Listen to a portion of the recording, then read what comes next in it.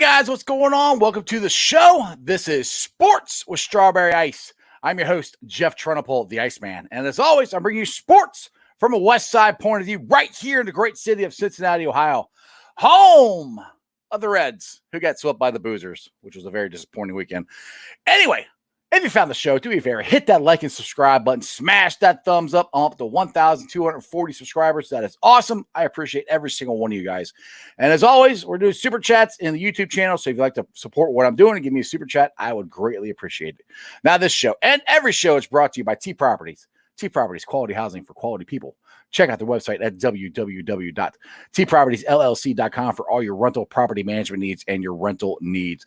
All right, had a very disappointing weekend with the Reds. Did not go the way we thought it was going to. So I figured I'd go to one of the best Reds beat writers around. It's none other than Charlie Goldsmith from the Cincinnati Enquirer.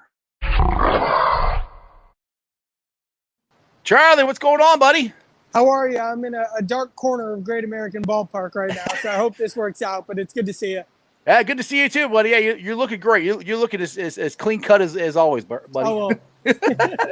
All right, so we had some big news today. Well, just some news, I would say. Nick Castellanos was not taking BP, but he was throwing, playing catch. Moose was in the doing some infield work. Senzel's been working on different things. What's going on with these three players right now? Well, you just covered it. But to expand, Castellanos was hitting the wrist on Friday. They're waiting for the swelling to go down. He might not even take a lot of swings before he enters the game, but he was on the field playing catch today. Senzel is probably okay, you got Moustakas. Yeah, Moustakas is where we'll go next. Today was the first time I saw him fielding ground balls out before the game. He was at third. He wasn't in his boot. He was playing catch with Senzel as well. I didn't see him swing, but he had a bat with him, so maybe he was doing some work in the cages. And then there's Senzel, who has been the most, I guess, has been more active than Mike Moustakas recently. Right. He's been taking ground balls every day now at shortstop. He's been going through some outfield drills with the rest of the outfielders, some of the starters as well, which is a good sign for his movement, his recovery. He's not doing some of the running, the high knees, the base running that some of the other teammates do, but David Bell said he could be on a rehab assignment as soon as next week. He would be a big addition for Cincinnati. All right, so it looks like Moose and Senzel are getting close. Castellanos could be in the lineup tomorrow, maybe. What's David Bell saying about that? Yep, he's day-to-day. They think that once he's ready to swing, it'll all kind of happen really quickly. Okay. There's no specific day yet. They're, again, waiting for swelling. That can be hard to predict, but David Bell said there have been no new concerns with Nick Castellanos, no setbacks or anything. Well, that's good. All right, now we did have some transactions today, which no surprise, Michael Lorenzen got put on the 10-day IL, and they selected two guys that have never been up here to be in the bullpen. Is this them grasping at straws, trying to figure something out with this bullpen, or what's your thoughts on all this? Yeah, they're going down the Louisville depth chart. You know, they've already brought up Brock. They've brought up Hembry. They've brought up Osich. They brought up at one point Art Warren when he was active. Right. CNL Perez you could throw into that category. I might even be missing one or two relievers the Reds have right now who have spent time in Louisville. And in their mind, Alanis and Garcia were next up. Garcia spoke very highly of his slider today as a pitch that he has changed a ton, specifically working with the pitching staff down in Louisville, which has helped those relievers who are now contributing to the Reds have a lot of success. Those coaches have been very helpful for Garcia specifically. And Alanis might have been the Reds' best pitcher in AAA over the course of the season. Every time I went to Louisville, someone would say to me, hey, RJ's looking pretty good. And, he's 30. He's had some experience in the major league before. It's not like he's some exciting rising prospect, but maybe he could stabilize some innings when he's here. They got to find something. I mean, Crypt Keeper on here wants to know, how is TJ doing? How's TJ? How's Sims? Are they close? Yeah, I know I've seen Lucas out playing catch, and I've seen TJ out as well. I'm not sure if he has been playing catch yet at this point. The expectation is that Lucas Sims might be a week or two ahead of TJ Antone, but neither have been ruled out as a significantly long-term injury. Neither of them were on the 60-day IL. They're coming back and kind of resting their arms. That's what you do with that injury. Right. Now, if this past weekend doesn't just put a beacon, a red light on the bullpen, I don't know what will, because the two games we lost, in my opinion, is solely because of the bullpen. Now, yesterday's game, they just kicked their ass. That just happened. But you had the lead in Friday night's game, bullpen couldn't hold it. You had the lead in Saturday's game, bullpen couldn't hold it. I mean, I don't know what they're going to do, man. Saturday was a specifically tough loss because Castillo had one of the best starts you can imagine. Yes. 6 shutout innings. His slider was honestly the best I have ever seen it. With the amount of swings and misses he was getting, he hadn't done that in any start with his slider. And of course, he's had great starts leaning on his fastball, sinker, and his changeup. But all 4 pitches were working. And then the Reds had chances at the plate in the 8th, and again in the 9th, and then in the 10th and the 11th, getting the winning run on base or to the plate even. Dude, talking about Saturday, yeah. Yeah, Saturday just seemed like, to me, and now this is being sarcastic, but it seemed like the bullpen was like, you know what, no matter what you guys do, we're going to give it up. Because every time the Reds would come back to tie it up, the very next inning, they give up another run. Yeah, obviously that's not how it works. I know, but it's still frustrating, man. Oh. All I can tell you is that the Reds recently have been more consistent with roles in the bullpen than they really have at any point of the year. Brad Brock gets the toughest right-handers in the order the first time through. Amir Garrett gets the toughest left-handers in the order the next time through. Josh Osich and Ryan Hendricks kind of get that next wave of hitters bridging the gap then if they need, say, bridging the 7th or the 8th. Then to the 9th, Heath Hembry has kind of become the 9th inning guy, pitching in that inning in his last 8 appearances. So roles are kind of stabilized. They're putting the pitchers in those roles that have been successful. Obviously, though, the results on Friday and Saturday weren't what they had been to that point. Yeah, it was Saturday. I was so frustrated with that game because they kept coming back, and it just is there any hope? I mean, for the bullpen, have you heard anything about any trade rumors or anything that the Reds might be doing to try to improve this bullpen? Because the trade deadline is coming up here pretty quickly. One note to make is that we haven't seen any relievers really get traded yet. True. That market hasn't heated up in a big way. None of the markets have really, aside from the Brewers being extra aggressive and going out and getting 2 guys. And the Cubs then also made their own deal, trading Jock Peterson to Atlanta in a sell-off move. The trade market hasn't woken up yet. Now, you can go out and get a reliever. It's just about whether that's at a price you're willing to pay.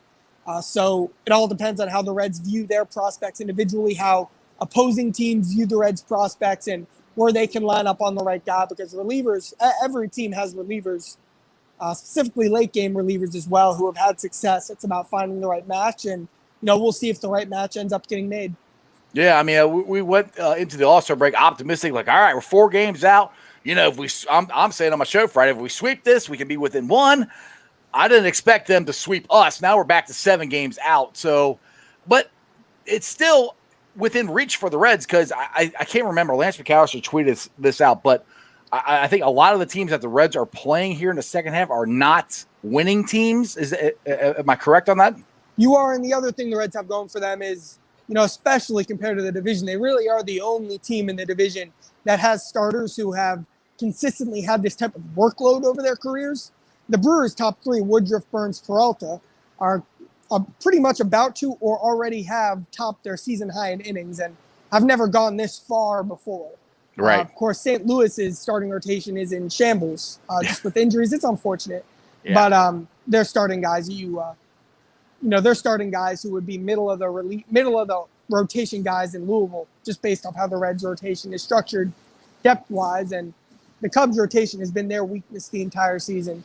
And then there's Pittsburgh. So the Reds, if you want to find something to be optimistic about, it's the schedule and the fact that Castillo, Gray, Malley, Miley have been 200-inning starters multiple times in their career. Right. And then on top of that, Gutierrez is still a little low workload. Behind him, you have a guy like Riley O'Brien, who's well-regarded in the organization. You have Jeff Hoffman, who's coming back on Wednesday. I should have mentioned him. Oh, yeah, he's the guy that's pitched significant amount of innings during his career. So, and then, of course, if you need him, you got Green and Ladola. So the Reds do have so much more depth and so much more proven long inning guys, guys who can get a lot of innings in during a season. So that's a reason for optimism. Yeah. I like I said, we're 7 games out. We're not out of this. And the David Bell, they brought Hoffman. He's having him start. I know you got to get out of here real quick. Do you think that's the beginning of a 6-man rotation, or is this just a one-time thing? It sounds like a 1 or maybe 2-time thing, and we'll see. Maybe Hoffman sticks in the rotation as the 5th starter. Maybe he doesn't. But Hoffman starting on Wednesday isn't about Jeff Hoffman. It's about getting specifically Luis Castillo and Tyler Mahle an extra day of rest because they pitched right before the All-Star break and then they pitched right after the All-Star break. Some of the other guys got 4, 5, 6, 7 days between starts, and those two guys didn't. So now them getting that extra day just helps because they didn't really get a true All-Star break. Exactly. All right, Charlie, you say you give me 10 minutes. I'll let you go, brother. I appreciate you coming on. Anytime you want to come on here, come on. Tell everybody where they can follow you. I know you got an article you just tweeted out. I think it was about Jesse Winker. You can talk about that if you want. Yeah, just all my work's up on Cincinnati.com and the Cincinnati Enquirer. I really appreciate you guys following. And Iceman, good talking to you. Really all good right, brother. catching up. Take it easy, Charlie. I hope we'll get a win tonight. Sounds good. All right, man. See ya. All right, guys. Sorry, I couldn't. He could only give me 10 minutes. I know you guys had questions in the chat, and I could not get to them. So that's why I kind of said, get on here quick because he can only give me 10 minutes. But, yeah, I'm going to get the Royal Flush Terry here. You say the Brewers schedule isn't that tough either. That is the thing that is, not optimistic for the Reds. And the one thing to me that where the Reds do not match up with the Boozers is the bullpen.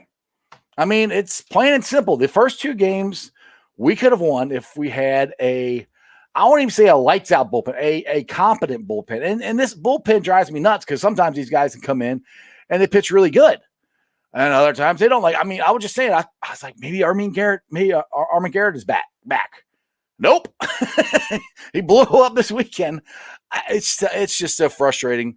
So it is going to be fun to watch. They're not out of it. Yeah, they're back to 7 games out, but they've climbed out. How many times have they climbed out of holes this year? I mean, they've climbed out 6-game holes, 7-game holes. They've done it before. There's time to do it. So it's not over yet. We'll see what's going on. Devante. I think it's Jones. Mrs. Jones. I always go with Mrs. Jones because I don't want to mess people's names up.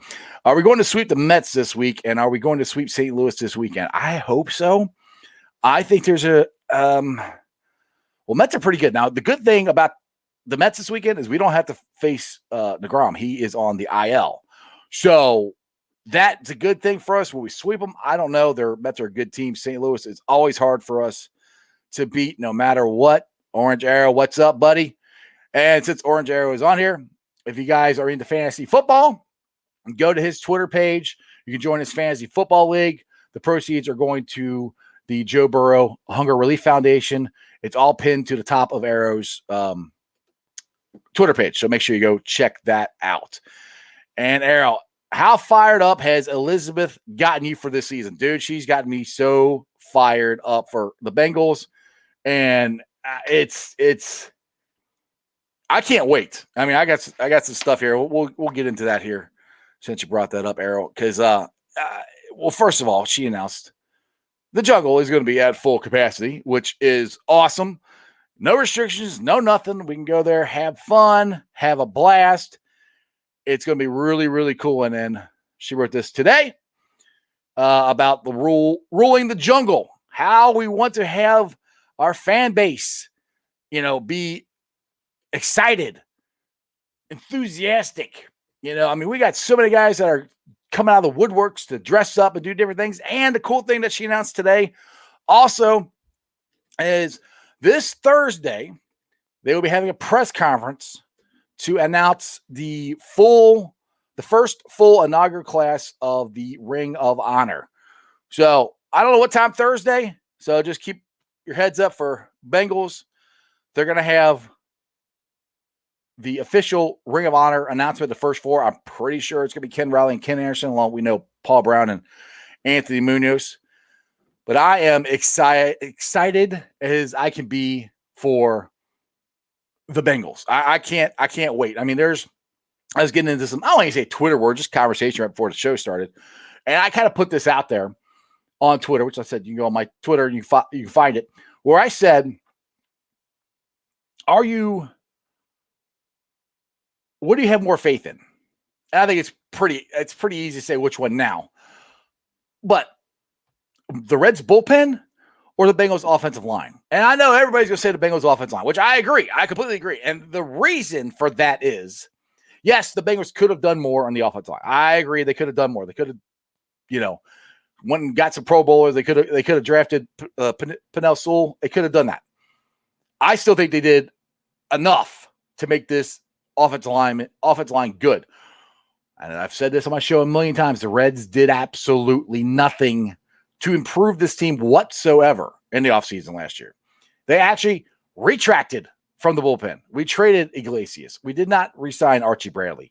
So, yes, and that's why at the beginning of the year, I was fired up for the Reds, but I was nowhere close to as fired up for the Reds as I am about the Bengals, about what they've done.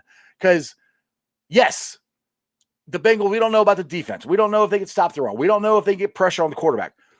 But the thing is, there are talented guys there who have done it in college, and they've also done it in the pros in the past.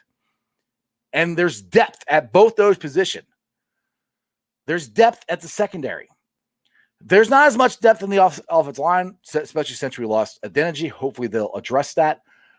But that is the reason that us Bengals fans are fired up about the Bengals this year and how much talent do they have. And I do think they have talent. I think this is the most talented team that Zach has had this will be going to his third year as Bengals head coach. So, yes, I think I have more faith in the Bengals offensive line than I do the Reds bullpen. All right, let's get into some of these comments. Terry, what's up, buddy? If by some miracle of a chance we make the playoffs, I think you're talking about, Reds, we simply don't have the pitching staff to compete against top-tier teams. This weekend was embarrassing, to say the least. I agree with you, Terry, and I've kind of said that, if we make – because in the playoffs, the bullpen is huge. I mean, it is. You got to have a good bullpen to great bullpen to do anything in this, And last year we had the pitching and everything, which couldn't hit the freaking ball. And somebody tweeted out to me saying that, well, we don't need pitching, we need bats. I'm like, what games were you watching? Like, they lost the first two games because of the bullpen, because of pitching, not because of bat. They were winning both those games. So the biggest thing, I'm like, I don't even care about the shortstop anymore. People talk about Trevor Story. I don't care. We don't need a shortstop. I mean, yes, we need one. Our bigger issue is the bullpen. If Senzel could come up here and play some shortstop, that would be huge. I mean, I have no idea if he can. I mean, they've tried it before. He's never been good at shortstop, but he's got to be better than Gino at shortstop. And again, I'm sorry, Gino is not hitting again. When Moose comes back, if Senzel is healthy and can play shortstop and is hitting, I'm putting Moose at third and Senzel at shortstop, and let's go. Let's see what happens. All right, let's see here. Rabbit. I'm going to be at the game Thursday night. Hopefully you'll see a winner, buddy. I hope so. Man, when it feels good being a Bengals fan, it really feels good. Yes. We've had so many years of no playoff wins. And I'm not saying we're going to win a playoffs this year. I mean, I think we have a shot at going to the playoffs. I really, really do. Look, the odds are against the Bengals to not win more than 6.5 games. Do you guys really think the Bengals are going to win less than 6.5 games unless they get completely injured? And even if they do get injured, I think they got depth in a lot of positions where they can handle it a lot better than they did last year. So I don't see how Vegas has us only winning 6.5. I really don't. One of these days I'm going to make that bet. I'm going to take it, and we'll see what happens. All right, Terry, what's up, buddy? Bengals pass rush will surprise the masses.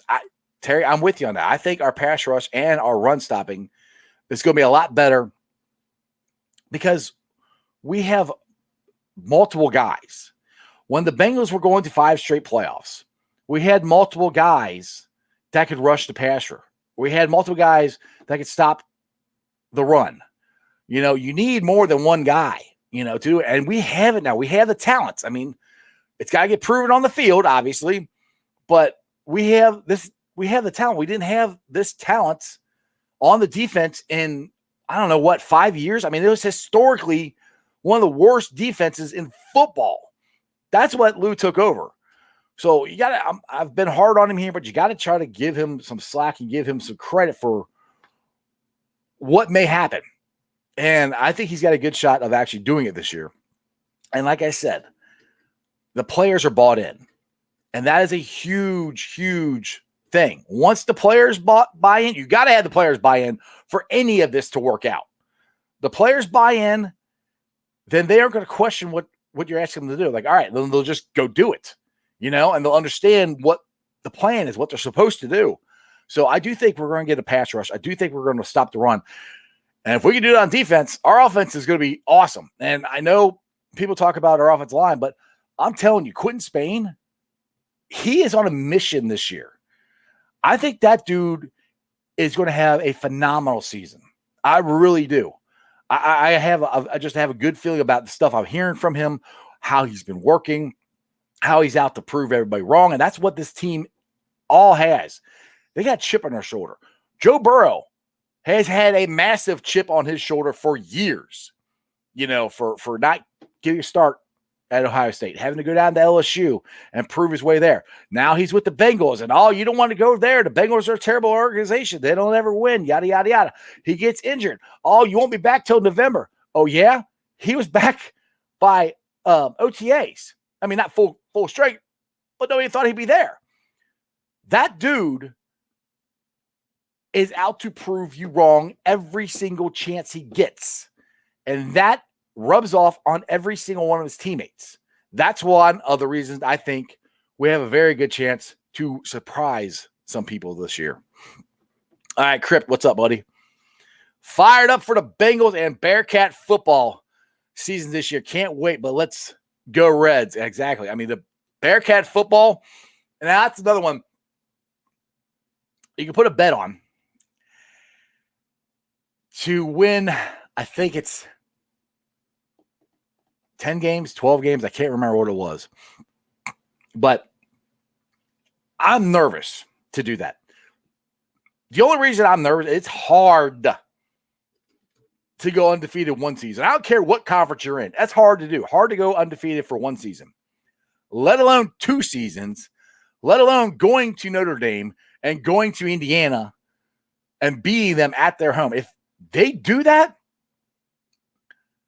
it's going to be massive. And they're going to do everything they can to keep us out of the college football playoffs. So, I mean, if we lose one game, we're out. I mean, that's just, let's face facts here. But if we don't, it's going to be really hard to keep them out, especially the performance they did last year in the Peach Bowl against Georgia. And they have a potential of having 4 first-round picks on their team. So, it's going to be fun to watch Bearcat football. I can't wait. I cannot wait till football season starts. It's going to be – the Bengals are going to be good this year. The Bearcats are going to be good. I'm super pumped. Next week, you got the training camp open for the public on Saturday. I'm planning on going. I can't wait. I'm so excited about Bengals and Bearcat football. It's going to be an absolute blast to watch this year. All right, let me get to before I get to more comments here, let me get to some other stuff that I have down. Now, this is one, and I tweeted this out earlier today too, that ESPN and their infinite wisdom ranked the Bengals 29th. Now, I'm not saying we should be in the top 10, but my God, they've got the Jacksonville Jaguars higher than us. The Jaguars. Really? How are they ranked higher than we are? I don't get it. I mean, that's just one. I mean, at 20, like I said, I'm not expecting us to be in the top 10. I'm not that delusional, but top 25, top, I don't know, top 50, I mean, not top, at least top 25. We're 29th. I mean, that's just, I know we get no respect, but the Jacksonville Jaguars, what have they done? They got them right higher than we do. I don't get that at all. All right, let's see here. Let's get to Terry. You were next. Okay, just watched Armadillos. I almost said his real name. I'm going to say his real name here when the defense does good, I promise. With Dave Lapham on YouTube. My opinion of him is only slightly more favorable than before. I watched the interview. Still don't like Blue of the DC. I actually listened. I didn't watch. I listened to it on Lap's podcast. It's Inside the Trenches with Dave Lapham. And I'm trying to get Lap back on, but he just messaged me and said he's getting really, really busy, which I figured that. I was trying to get him on before that. Hopefully Lap will come back on the show sometime. But yeah, Terry, I listened to that podcast too, and it made me like him a little more. I think he's I don't think he's a bad guy. I mean, I really don't. The defense. I'm a Bengals fan, and he's a defense coordinator. So the things that he's done have irritated me. I haven't seen a lot that he's done that I've liked. Granted, they haven't had the talent to do what he wants to do. That's why I think this year they have the talent to do what it wants to do. So we'll see what's going on. William House, what's up, buddy? Who day? All right, let's see here. Juwan, do you think Michael Lorenzen's injury sealed David Bell's fate as manager? Absolutely not. Nope. Because even if the Reds don't make the playoffs this year, there is no way in hell David Bell deserves to be fired. Absolutely no way. If they fire him, they're dumb. Because it's the front office's fault that this team is like this. It's not David Bell's fault. I know everybody wants to get on David Bell. Trust me, I've gotten on David Bell a ton, but not this year. This year is not his fault. Yes, okay, he could have kept Castillo in a little longer on Saturday. But he's got to be able to go to the bullpen sometime. And they just had, the All-Star break. So they should be nice and rested up and pitch good. I mean, he tried to not go to the bullpen on Sunday and try to stick with Sonny Gray as long as he could before he went there. This is not David Bell's fault. I think David Bell has actually done one of his best managerial jobs out of 3 years. He's been the manager of the Reds. So if they fire him, then Bob Castellini needs to fire himself, because that's the reason the Reds are in the situation they are in. It's the bullpen. It's the bullpen. That is the reason this team is 7 games out. How many games have the Reds bullpen blown this year? And it's not 1 or 2 runs. They'll blow 6-run leads in one freaking inning. That's not David Bell's fault. That's ownership. That's their fault. So, no, I don't think they should fire David Bell at all. At all. And this coming from me, who called him the mad scientist and didn't like the way he managed. This is not his fault. Sorry. I'm just, everybody's coming at David Bell, and I'm like, it's not his fault. I'm just, all right, let's see here. Loki. Ooh, I liked your show. Loki is a good show on Disney. I'm a huge Marvel fan, and that's one. If you guys have not seen Loki, go check it out if you're a Marvel fan. It's really good. All right, let's see here. I don't know. Think our players are the problem. It's our coaches, Zach and Lou. I talk about the Bengals. I see. I differ on that. I still think Zach is potentially a good head coach, potentially a good play caller, because I've seen more good out of him than bad. I know everybody gets mad because he threw the ball so much last year. But at that point when Joe Burrow was there, that was our best weapon and the best way for the Bengals to win. He's trying to win games. They couldn't run the ball. They got better later on in the season because they added Quentin Spain. I think that was a huge, and Seraphilia, toward the end of the season, those are our 2 guards. So when those guys are in there as our guards, that's when the Bengals could start running the ball. Before that, we couldn't run it. And once they could run it, he started running it. Before that, he had to pass it, 500 times. So that's why I don't think Zach Taylor is a bad coach. Do I think he's a great coach? No, he hasn't proven that yet. But I'll just go back to the game against the Squealers. He's got his 3rd-string quarterback in there who really can't throw the ball, and he completely changes the offense and completely surprises the Squealers, and we beat them. So those are the things where I think Zach has the potential to be a pretty darn good coach. Lou, I'm not so sure of, but you also have to look at it this way. He took over a historically, go look the numbers up, historically bad defense with very, very little to no talent at all. So it's taken a while to build it up. Now, that's why this year it's put up or shut up time for Zach and Lou. They need to win this year. They do, because there's no excuses. Sorry, David Bell has an excuse, and it's a legit one. That bullpen is awful. It's a gaping hole in our team that the front office did nothing about. The Bengals, I don't see a gaping hole in our team this year. I really don't. Yeah, there's parts they can improve upon, but it's not like, oh my goodness, I can't believe they didn't fix the line, the offensive line. Oh my goodness, I can't believe they didn't fix the defense line. Oh my goodness, I can't believe they didn't adjust the secondary. Oh, they didn't. They addressed all of it. Maybe not the way everyone wanted them to, but they got talented players in every spot. Like I said, the only part that I'm concerned with is in depth is the linebacking core. That's it. But I think it's nothing against Logan Wilson or Akeem Davis Gaither. I think they're going to be great. It's if they get injured or they want to sit out a player or whatever, they need to rest the guys behind them.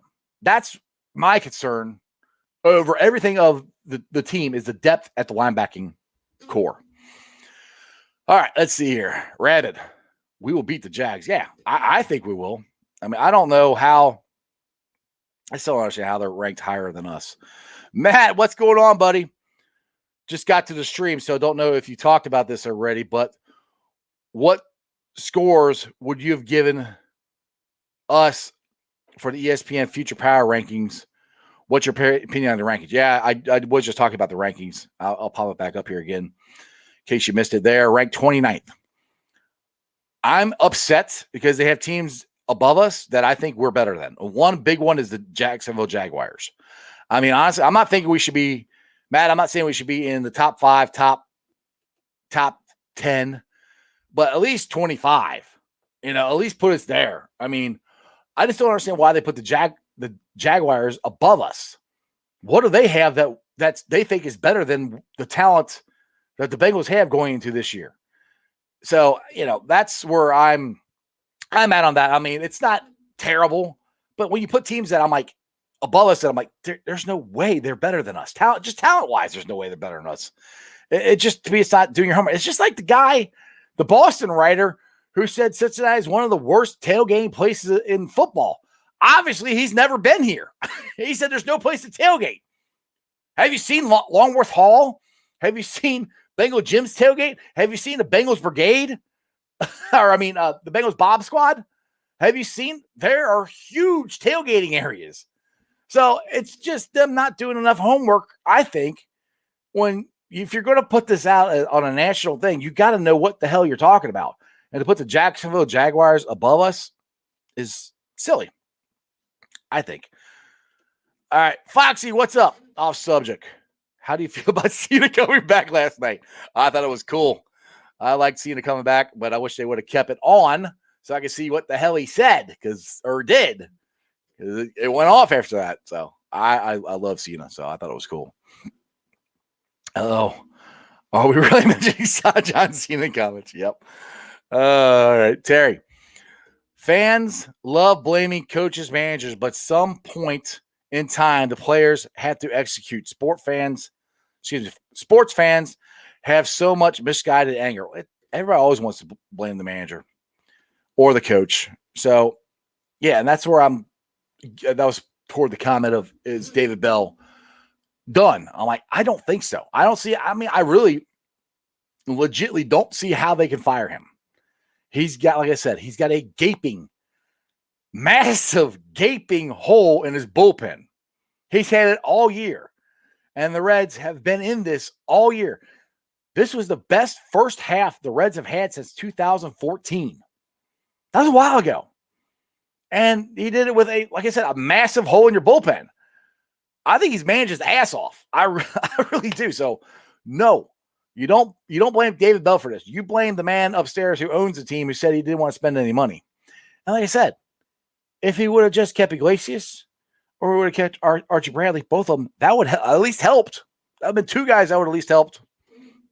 So, Loki, by the way, I think you're new to the show. Welcome. I don't remember, unless you changed your name, I don't remember anybody being Loki on here. All right, Zach has a terrible win-loss record, and the O-line are Zach's picks and passing on Sewell. say to me he doesn't value protecting Joe. Sewell is a need. Chase is a want. It's bad coaching in my eyes. Well, that would be not bad coaching. That would be bad picking, not coaching. I'll put it to you this way. I've said this before on my show. Chase does protect Joe Burrow. He helps him get the ball out a lot faster and is a deep threat. So the pass rush can't get to him as fast. They addressed the offensive line with Riley Reef, who is a Pro Bowl right tackle. You addressed your guard need with I can't think of brain cramp right now. The kid they drafted out of Clemson. You also got Spain, who, like I said, in my opinion, is going to be a really good guard for us. It's a completely different offensive line from opening day 2020 to opening day 2021. You got two guys, Hopkins, and if Hopkins is ready, and Jonah Williams. Everybody else changed. So, yes, they did do something to protect Joe Burrow. And, yes, getting Chase does protect Joe Burrow. So, look, yeah, I love your comments, but I disagree on it. And honestly, this must be the first time you're watching me because I talked about this for months before the trade.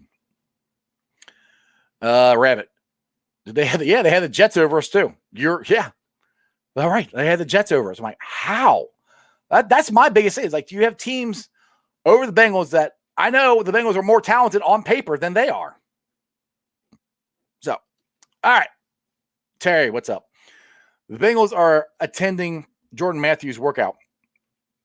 There are quite a few wide receiver converting to tight end, which seems to be a bit of a trend in the NFL.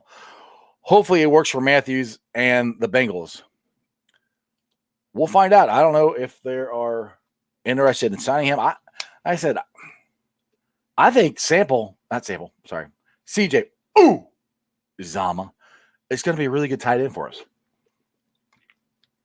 And I wouldn't sleep on Thaddeus either. But hey, I'll never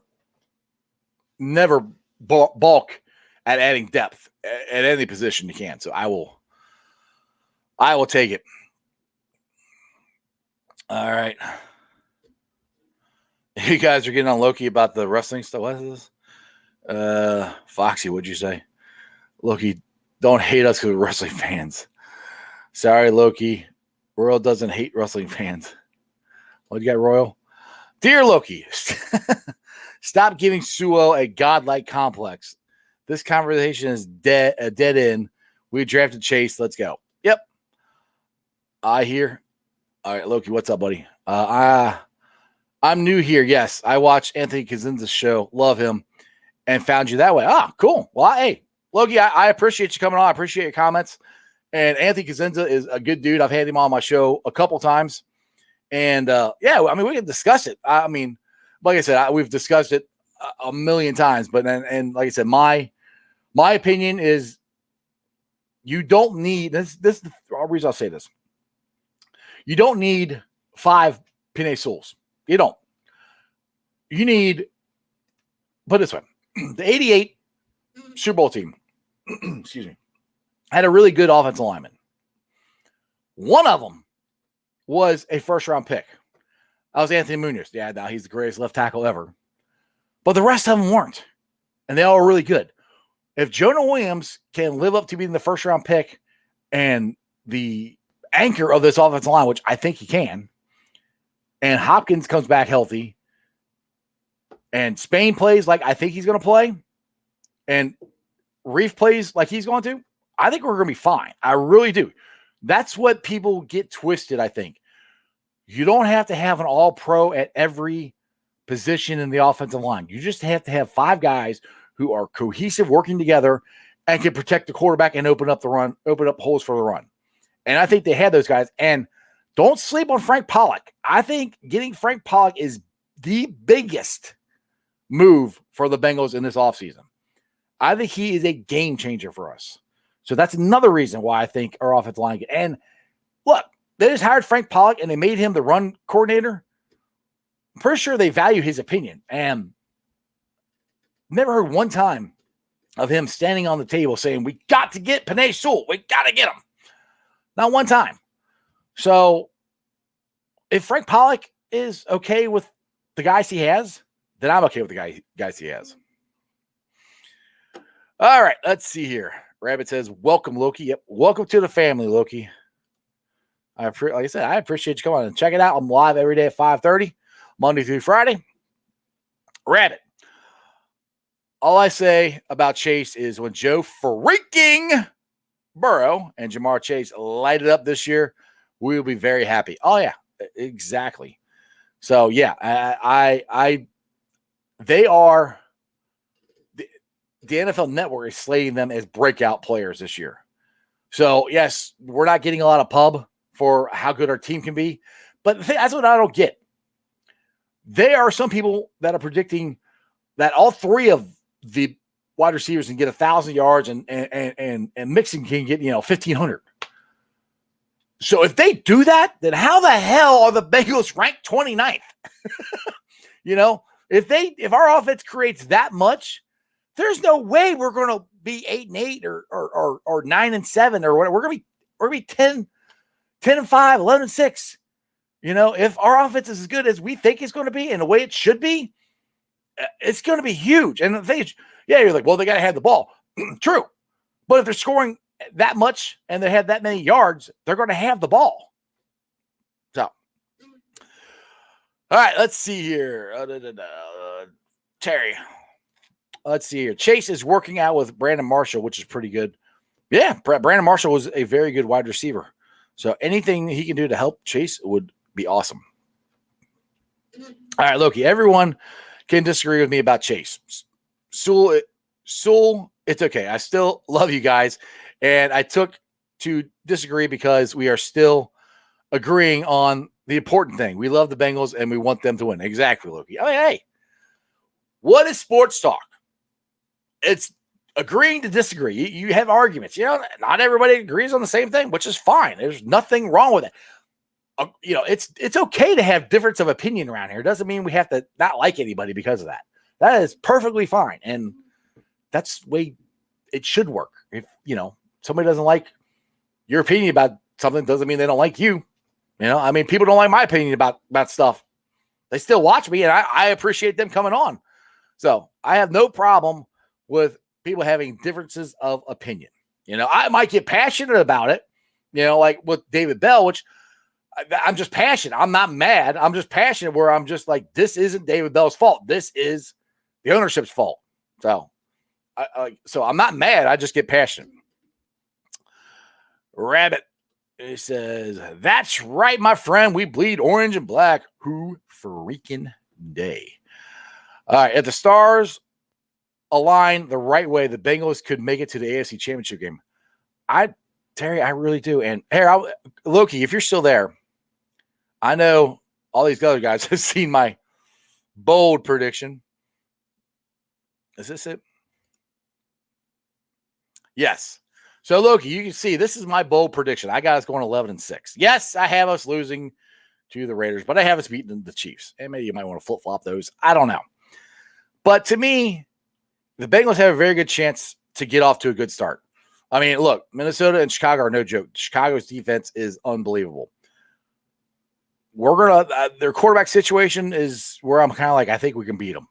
Minnesota, the reason I think that's we can win that game is one, it's at home, where it's going to be full capacity. Everybody's going to be going nuts. Joe Burrow in his first game at a full Paul Brown Stadium. As long as they're not too overexcited, the Vikings are an underachieving team for years. I love Zim. I love Zim. But they're a very underachieving team. So I think that's a win. Steelers is a win. Jaguars is a win. If Aaron Rodgers is not with Green Bay, which I think he's going to be, that could be a win. But I have it as a loss because I think Aaron Rodgers is going to be there. Then you got Detroit. So you get off to a good start, a lot of things can happen. I mean, look at the Reds. I said this at the beginning of every year, every baseball season. You have got to get off to a good start. They got off to a great start. Yeah, they wouldn't turn around and lost 7 in a row after that, but still, that great start helped them to get to where they're at right now and stay in this thing. So, all right, let's see here. Houday Nation Madden, what's up, buddy? If you don't mind, go to the YouTube channel. And please subscribe to my channel. I would greatly appreciate it. But welcome to the show, brother. Hey, brother. I still have to go to YouTube and subscribe. There you go. The Bengals have been hated on, disrespected for years. Let's quiet the haters and show out this year who they. Let's earn our respect. Exactly. And that's the thing. I'm not saying the Bengals are going to go out there and it's going to be a cakewalk. It is by no means going to be a cakewalk. I mean, it's going to be tough. And another point, I can't remember who brought this up to me, but put it this way. The guys that are in the key positions on these teams have all won in college. They all won. Joe Burrow won. Jonah Williams won. Jamar Chase won. T. Higgins won. They're all winners. They know how to win. And if you play in that college football playoff, that's as much pressure as playing in an NFL playoff game, if not more. You know? So these guys know what pressure is, and they know what it takes to win because of the college programs that they came from, the games they played in. So I don't think they're going to be jittery. I think, and they know it's going to be hard work. That's why they all showed up at OTAs, every single one of them. I don't think, like I said, I don't think any team can claim that except the Bengals. So they know they got to put the work in. They know they got stuff to do. And they're willing to do it. Rabbit, what's up, buddy? Let's see here. I feel we had a good season, that's for sure. Better than last year is all I want. Look, Rabbit, I'll tell you this. If Joe Burrow didn't get hurt last year, I think we got a chance of potentially going 8-8 at the end of the year. Close to a winning, or not winning, but close to a 500 record if Burrow doesn't get hurt last year. Because that offense was clicking, passing game wise. It was clicking. They were throwing the ball all over the place on everybody. All right. Well, yep. The Squealers have signed Melvin Ingram today. They're still trash. Yeah. I mean, I don't see. Now, I can't stand the Squealers, but I'm trying to look at it as talent wise. They lost two guys off their offensive line, which wasn't very good last year. They lost their fullback. Their Ben's getting older. I mean, I know Tomlinson is a really good coach. I respect the hell out of him. And I know he's never had a losing season, but there's a first time for everything, you know? I just cannot see, especially as talented as, the Ratbirds and the Clowns and the Bengals are. I don't see, talent-wise, if you look at all those teams, the Squealers have the least amount of talent, you know? So that's where I'm like, I don't see why people think they're going to do so good other than the fact that Mike Tomlin has never had a losing season. So we'll see. Crip, what up, buddy? I know the reason why Lou is so bad as a DC. He got hit in the head by flying at the Buffalo game when he was coaching Miami. Oh, my goodness. Who needs Jeremy? I got Crip to make me lose the show. Oh, all right. Anthony C. Ingram is 31 coming off injury. Yeah, and I mean, if it was such a great signing, I agree with you, Anthony. Why is he just signing now? So, let's see. A Crown said, if we finish 8-8, that means no Chase. You mean Chase? What are you saying? Chase got injured?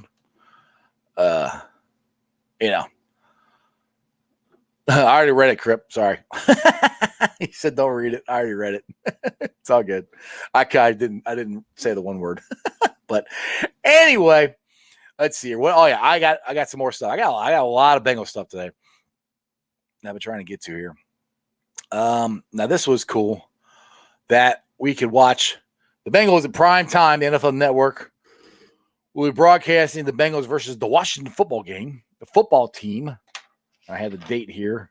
Where is that? August 29th. Yeah. August 29th at 8 o'clock.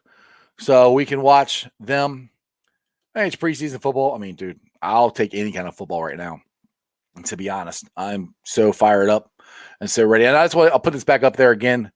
I said at the beginning of the show, but this is really cool. Thursday, make sure you guys keep a heads up because Elizabeth Blackburn and the Cincinnati Bengals are going to be announcing the inaugural Ring of Honor, the inaugural members of the Ring of Honor. It'll be on Thursday.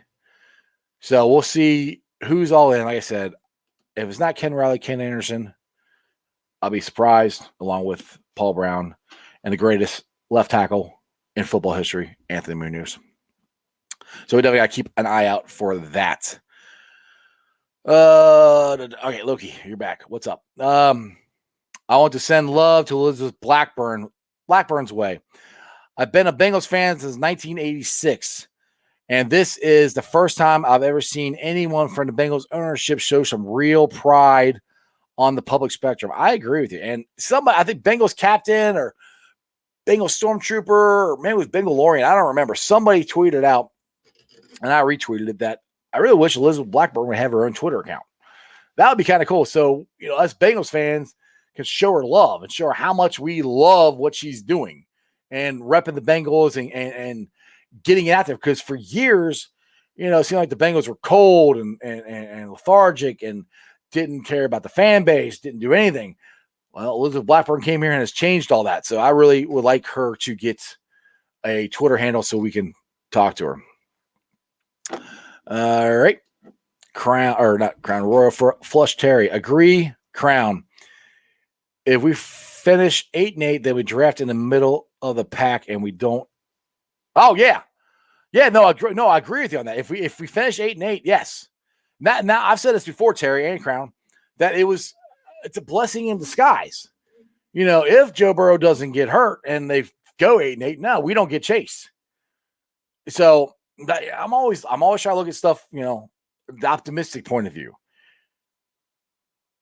Now that we went through it and it looks like Burrow's going to be fine, I'm not going to say I'm happy about it, but I think it's going to be a good thing in the long run because we have Chase and we have Burrow and we have Higgins and we have Boyd. Oh my, it's going to be fun to watch them play. Rabbit, any Bengals football is good for me. Exactly. Yep, Anthony, you are right. The jungle is back at full capacity. I can't wait. Near can I? And I had the picture here. And if you guys want to go to my TikTok, I did a cool little TikTok announcing that. But yep, it is at full capacity. It is going to be a lot of fun to hang out with everybody down there. Will Burrow play in the preseason? I hope not, Crown, but I wouldn't be surprised. You heard him. He said he wouldn't mind getting into a series and knocking the rust off. I don't know if Mike Brown and Zach are going to let him or Duke are going to let him, but I have a feeling he is going to try to do that. So I wouldn't be surprised, but we'll see. Greatest show on the internet. Thanks, Crypt. I appreciate it, buddy. I try a lot. I appreciate the love, man. You watch me every single day. Chris, what's up, brother? Who day? Excited for the family or friends and family training day on the 31st. Exactly. That is a week from this Saturday. I have tickets. I plan on going. So if you guys are down there and you see me, say, hey, what's up, Ice? And it's going to be fun. I can't wait because there's multiple there's other training camps that the fans can attend. And I was looking those up earlier on my app, and I should have wrote it down. But there's like 3 other ones that I think I have to look at it later. I'll try to find that later and tweet it out and put it on the Instagram and Facebook and all that stuff, so you guys can check it out. Anthony, you're going to the Jags. There's a lot of guys going to the Jags game. A lot of people say they're going to the Jags game. I'll be there. I'm going to all of them. Come say hi. I'll be in section 158 in the south end zone, the Tiger Den. That's what I'm calling it. Terry, the crowd is better. At least 3 false starts for the Vikings. Excuse me. The energy in the stadium will be the reason the Bengals beat Minnesota. That's exactly what I'm saying. As long as the Bengals can keep their cool, I know they've been in big games and stuff, but they're going to be so fired up to play in front of a full stadium. It had to be hard as hell to play in front of little to no fans last year. So I think it's going to be, that we have to go there and be loud, be crazy. And I'll give the Bengals captain. He even said this. I agree with him. I think Bengals fans should go into the game earlier than we normally do.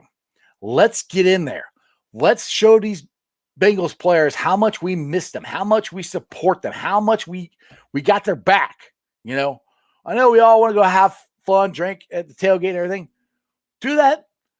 Come into the game earlier than you normally do so we can just show our support and hopefully scare the crap out of the Vikings. All right, let's see here. Who Dey Madden. Hey, do you know where I could probably order some Bengals merch? Where I stay, I don't have Bengals. They don't have much Bengals stuff, or they don't have Bengals stuff at all. I get it right. Yeah, you can go to Bengals Pro Shop online. You can order it there, or you can go down. I don't know where you live, but yeah, Bengals Pro Shop. Definitely online. There's lots of different guys creating stuff. I mean, I know Bengalorian's got stuff. I know Zim Huday's got stuff.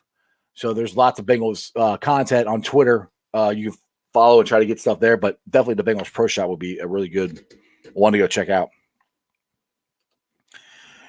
And cool. You're normally sitting 158. Yep. If you're there, that's where I'll be. That's my section. I'll be down there. Okay. Loki, I live in Washington State, so I'm not privy to news in Ohio, but I saw something about the Bengals contract expiring with Cincinnati in a few years. Is that true, or that being talked about? Yes, it's true. 2025, the stadium contract expires, and now that's another reason why it's going to sound bad, but I think it's another reason why the Bengals have changed, because they want people to get excited because they want us to renew their lease, which I will tell you guys this: if we lose the Bengals, we will not get an NFL team back. NFL doesn't want a team here in Cincinnati. So we need to make sure we keep the Bengals here. I really would be shocked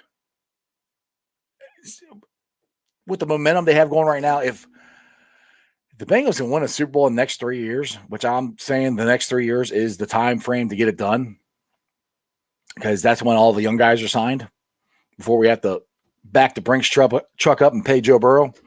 Let's get it done. So, yeah, if they win a Super Bowl and they do all that, yeah, I'm not really that worried about the Bengals leaving. I don't really think the Browns want to leave, but from what I understand is they don't want a new stadium. They just want the same stadium they had. They just want to get some help, maintaining it, So, hopefully they will get a practice bubble sometime soon. That would help. Just attract players and things like that. But we'll see. We'll see what happens. I'm